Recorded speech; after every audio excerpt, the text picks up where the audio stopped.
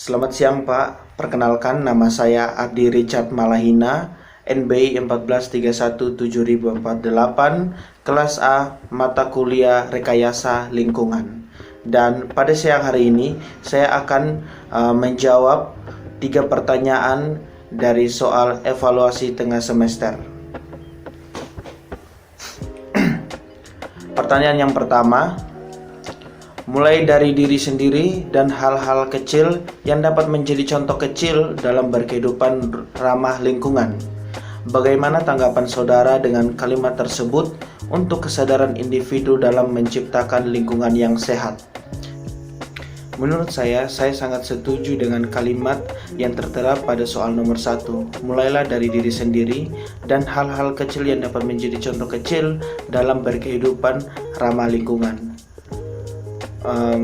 Mengapa saya bilang saya sangat setuju? Karena jika kita sudah membiasakan diri kita melakukan segala sesuatu dengan disiplin dari hal-hal yang paling kecil, contohnya misalnya dalam kehidupan sehari-hari saya selalu membuang sampah pada tempatnya, itu akan sangat berdampak untuk kedepannya karena saya sudah mencoba belajar untuk berdisiplin, yaitu belajar membuang sampah itu pada tempatnya, sehingga ketika saya berada di luar rumah atau di tempat-tempat tertentu, saya sudah memiliki kebiasaan baik ini, yaitu membuang sampah pada tempatnya, sehingga dimanapun saya berada saya tetap bisa menjaga lingkungan itu agar tetap bersih, yaitu dengan membuang sampah. Dan itu semuanya dimulai dari diri saya sendiri. Oleh karena itu saya sangat setuju sekali dengan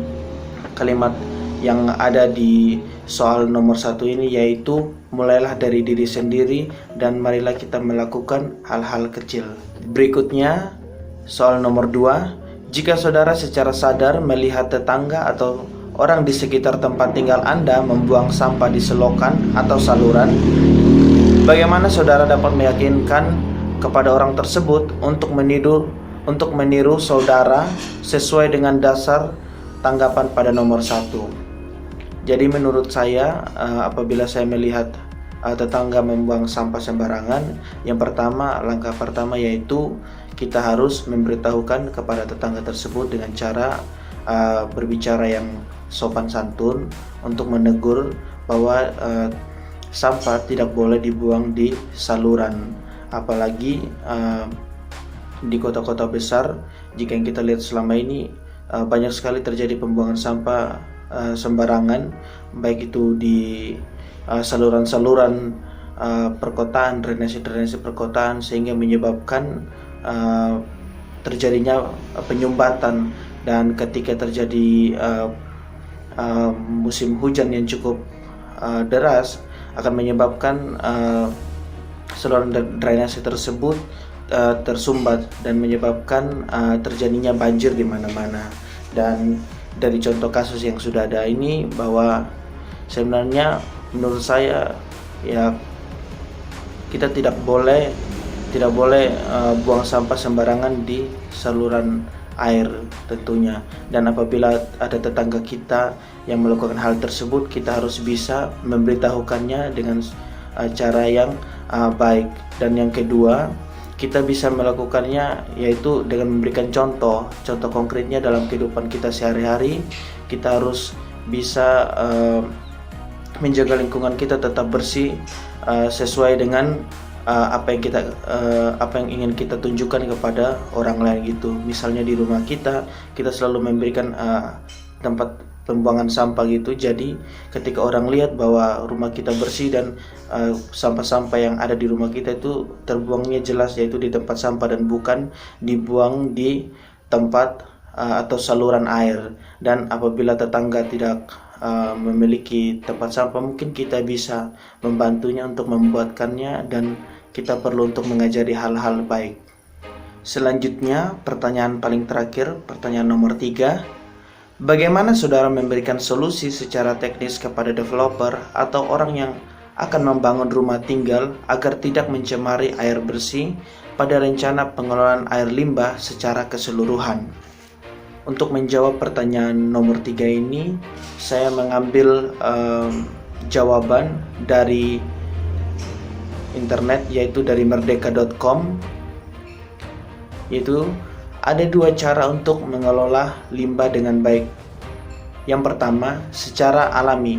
Pengelolaan air limbah secara alami dapat dilakukan dengan membuat kolam stabilisasi. Di kolam ini, air limbah dinetralisasi dahulu dari zat-zat pencemar sebelum dialirkan ke sungai. Kolam stabilisasi yang umum digunakan adalah kolam anaerobik, kolam fakultatif pengelolaan air limbah yang tercemar bahan organik pekat, dan kolam maturasi pemusnahan mikroorganisme patogen. Cara ini juga cukup murah, jadi kita bisa mencoba membuatnya sendiri di sekitar rumah. Cara yang kedua, secara bantuan. Pengelolaan cara ini bisa dilakukan pada instalasi pengelolaan air limbah, disingkat IPAL.